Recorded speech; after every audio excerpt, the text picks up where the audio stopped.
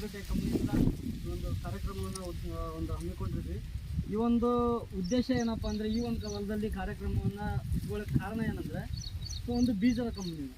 ಇದು ಶ್ರೀಕಾರ ಕಂಪ್ನಿ ಅನ್ನೋದು ಒಂದು ಸೀಡ್ಸ್ ಕಂಪ್ನಿ ಆಗಿರೋದ್ರಿಂದ ನಿಮಗೆ ಈಗ ನೂರಾರು ಕಂಪ್ನಿ ಬೀಜಗಳನ್ನ ಹಾಕ್ತಾ ಇರ್ತಾರೆ. ಆದರೆ ಒಬ್ಬ ವ್ಯಕ್ತಿ ಹೆಂಗಿರಲ್ಲ, ಅದರಂಥ ಒಂದು ಸೀಡ್ಸ್ ಅಂತ ಇನ್ನೊಂದು ಥರ ಸೀಡ್ಸ್ ಬರೋಂಗಿಲ್ಲ, ಒಂದು ಬೀಜದ ಥರ ಇನ್ನೊಂದು ಥರ ಬೀಜ ಇಳುವರಿ ಬರೋಂಗಿಲ್ಲ, ಒಬ್ಬ ರೈತನ ಥರ ಇನ್ನೊಬ್ಬ ರೈತ ಮೇಂಟೆನೆನ್ಸ್ ಮಾಡೋಂಗಿಲ್ಲ, ಒಂದು ಭೂಮಿ ಥರ ಇನ್ನೊಂದು ಭೂಮಿ ಶಕ್ತಿ ಇರೋಂಗಿಲ್ಲ. ಹೌದ್ರೆ? ಸೊ ಹಂಗಾಗಿ ಇಲ್ಲಿ ಸುಮಾರು ಜನ ಒಂದಿಷ್ಟು ಜನ ರೈತರನ್ನು ಕೂಡ ಇದ್ದಾರೆ. ಎಲ್ಲರೂ ನಿಮ್ಮ ಹೊಲದಲ್ಲಿ ಬೇರೆ ಬೇರೆ ಕಂಪ್ನಿಗಳು ಬೀಜಗಳನ್ನು ಹಾಕ್ತಾ ಇರ್ತೀರಿ. ನಿಮ್ಮ ಒಂದು ಮೇಂಟೆನೆನ್ಸ್ ಮೇಲೆ, ನಿಮ್ಮ ಒಂದು ಹೊಲ ಸದ್ದುರದ ಮೇಲೆ ಎಕರೆಗೆ ನೀವು ಹೈಯೆಸ್ಟ್ ಅಂದರೆ ಎಷ್ಟು ಹೆಚ್ಚಿನ ಇಳುವರಿ ತೆಗೆದಿರಿ ಅಂದಾಜು ನಿಮ್ಮ ಪ್ರಕಾರ? ಒಂದು 20-25 ಕ್ವಿಂಟಲ್ ಬಂದರೆ ಸಾಕು ಅನ್ನೋ ಲೆವೆಲ್ ಈ ಏರಿಯಾದ ಅಷ್ಟು ಬರ್ಬೋದು. ಬರುತ್ತೆ ಒಂದು 25 ಕ್ವಿಂಟಲ್ ಬರುತ್ತೆ ನಿಮ್ಮ ಏರಿಯಾದಲ್ಲಿ. ಹೊಲ ಚಲೋ ಇತ್ತಂದ್ರೆ 25 ಕ್ವಿಂಟಲ್ ಅಂತ ಹೇಳ್ತಾರೆ. 20 ಕ್ವಿಂಟಲ್ ಬಂದ್ರೆ ಸಾಕಪ್ಪ ಅನ್ನೋ ರೇಂಜ್ನು ಕೆಲವೊಬ್ಬರು ರೈತರು ಇರ್ತಾರೆ. ಯಾಕಂದ್ರೆ ಹೊಲಗಳು ಆಗಿರ್ಬೋದು, ಮೇಂಟೆನೆನ್ಸ್ ಆಗಿರ್ಬೋದು, ಎಲ್ಲ ನಮ್ಮ ಏರಿಯಾದಾಗ ಇರೋವಂಥ ಭೂಮಿ ಆಗಿರ್ಬೋದು, ಹಂಗಿರ್ತಾವೆ. ಹೌದಾ? ಬಟ್ ನಾವು ಏನಾದ್ರು ಹೇಳ್ತೀವಿ ಅಂದರೆ, ಒಂದು ಶ್ರೀಕಾರ ಕಂಪ್ನಿ ಅದ ಒಂದು 8199 ಈ ಒಂದು ನಂಬರ್ ನೆನಪಿಟ್ಕೊಳ್ರಿ. ನೀವೆಲ್ಲ ಬೋರ್ಡ್ ಹಾಕಿದ್ದೀವಿ ನಾವು.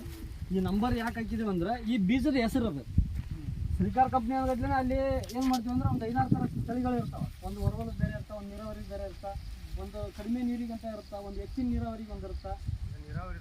ಇದು ನೀರಾವರಿ, ಇದು ಪ್ಯೂರ್ ನೀರಾವರಿ, ಇದು ಹೊರವಲಕ್ಕೆ ಬರೋದೇ ಇಲ್ಲ, ಹಾಕ್ಲೇಬಾರ್ದು. ಹೌದ್ರೆ? ಈಗ ನಾವು ಹೋಗಿ ಶ್ರೀಕಾರ ಕಂಪ್ನಿ ಬೀಜ ಕೊಡ್ರಿ ಅಂದರೆ ಯಾವ ಕೊಡ್ರಿ ಅಂತ ಕೇಳ್ತಾರೆ. ನೀವು ಅವಾಗ ಏನು ಮಾಡಿದ್ರೆ ಒಂದು ನಂಬರ್ನ ಫಿಕ್ಸ್ ಮಾಡ್ತೀವಿ. ಶ್ರೀಕಾರ ಕಂಪ್ನಿಗೆ 8199 ಈ ತಳಿ ಕೊಡ್ರಿ ಅಂದಾಗ ಆಟೋಮೆಟಿಕ್ ಆಗಿ ನಿಮಗೆ ಕೊಟ್ಬಿಡ್ತಾರೆ. ಇದನ್ನು ಯಾಕೆ ಹಾಕ್ಬೇಕು? ಮೇನ್ ಉದಾಹರಣೆ ಇದನ್ನು ಹಾಕೋದು ಯಾಕಪ್ಪ ಅಂದರೆ, ಬೇರೆ ಕಂಪ್ನಿ ಬೀಜ ನೋಡಿರ್ಬೋದು ನೀವು, ಈ ಶ್ರೀಕಾರ ಕಂಪ್ನಿ ಬೀಜ ನೋಡಿರಿ, ಇದ್ರ ಮುಕ್ತ ಹಾಕಿ ನೀವು ಬೀಜ ಎಣಿಸಿ 16-18 ಸಾಲ ರೌಂಡ್ ಬರುತ್ತೆ. 16 ಸಾಲ ರೌಂಡ್ ಬರುತ್ತಾ, 18 ಸಾಲ ಬರುತ್ತಾ, ಆಮೇಲೆ 14 ಸಾಲ ಕೂಡ ಬರುತ್ತೆ. ಯಾವ ಥರ ನೀವು ಮೇಂಟೆನೆನ್ಸ್ ಬರುತ್ತೆ ಹಂಗೆ ಇಳುವರಿ ಜಾಸ್ತಿ. ಎರಡನೇದು ಲೆಂತ್, ಈಗ 40ರಿಂದ ಹಿಡಿದು 47 ಕಾಲವರೆಗೂ ಲೆಂತ್ ಉದ್ದ. ಆಮೇಲೆ ಇದು ಕಾಳು ನೋಡಿ, ಎಷ್ಟು ಉದ್ದ ಇದೆ. ಮ್ಯಾಕ್ಸಿಮಮ್ ಇದು ಒಂದು ಸ್ವಲ್ಪ ಕಡಿಮೆ 1 ಇಂಚು ಕಾಳು ಐತಿ. ಆದರೆ ಇಷ್ಟು ಉದ್ದ ಮೆಕ್ಕೆಜೋಳ ಯಾವುದಾದ್ರು ನೋಡಿದ್ರಿ? ಹೌದ್ರೆ? ಮೊದಲನೇದು ಕಲರ್, ಎರಡನೇದು ರೌಂಡು, ಮೂರನೇದು ಹೆಚ್ಚಿನ ಇಳುವರಿ, ನಾಲ್ಕನೇದು ಬೆಂಡ್. ಇದು ಬೇರೆ ಕಂಪ್ನಿ ಬೇಕಾದ್ರೆ ಯಾವ್ದಾದ್ರು ತೊಗೊಂಬರ್ರಿ ನೀವು ಬೇರೆ ಬೇರೆ ಕಂಪ್ನಿ ಬೇಕಾದ್ರೆ ನೀವು ಇಲ್ಲ ಒಂದು ರೌಂಡ್ ಆದ್ರೆ ಹೋಗ್ರಿ. ಹೌದ್ರಿ? ದೊಡ್ಡ ದಪ್ಪ ಬರ್ತದೆ. ದೊಡ್ಡ ದಪ್ಪ ಬಂದಾಗ ಏನಾಗ್ತದೆ ಅಂದರೆ ಇಳುವರಿ ಕಡಿಮೆ ಆಗಿಬಿಡ್ತದೆ. ನೋಡೋಕೆ ಇಷ್ಟು ದಪ್ಪ ಕಾಣ್ತಾ ಇರ್ತಾವೆ, ಕಾಳು ಸುಂದ್ರೆ ಒಳಗೆ ಅರ್ಧಕ್ಕರ್ಧ ಇದೆ ಇರ್ತದೆ. ಬಟ್ ಇದು ನೋಡ್ರಿ, ಇರೋದೇ ಇಷ್ಟೇನೆ. ಇದರಲ್ಲಿ ಸುಲಿದ್ವಿ ಅಂದರೆ ಕಾಳಿನ ಪ್ರಮಾಣ ಎಷ್ಟೈತಿ, ನಮ್ಮ ದೊಡ್ಡಿನ ಪ್ರಮಾಣ ಎಷ್ಟು. ಹಂಗಾಗಿ ಇದರಿಂದ ನಿಮಗೆ ಮ್ಯಾಕ್ಸಿಮಮ್ ಹೆಚ್ಚಿನ ಇಳುವರಿ ಬರೋಕ್ಕೆ ಚಾನ್ಸ್ ಇದೆ. ಅಂದರೆ ಒಂದು ತೆನೆಗೆ ನಿಮಗೆ ನೋಡ್ರಿ 200ರಿಂದ 250 ಗ್ರಾಮ್ ಕಾಳು ಸಿಗುತ್ತೆ ಒಂದು ತೆನೆ.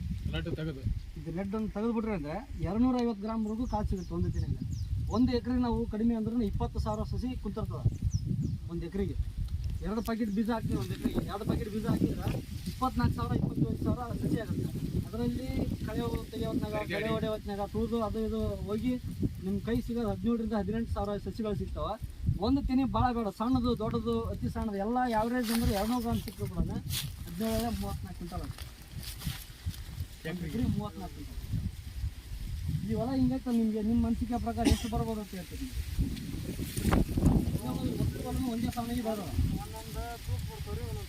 ಒಳ್ಳೆ ಪ್ರಮಾಣ, ತೂಕ ಮಾತ್ರ 100% ಗ್ಯಾರಂಟಿ. ಒಂದು ಪ್ಯಾಕೆಟ್ 70 kg ಬರ್ತವೆ.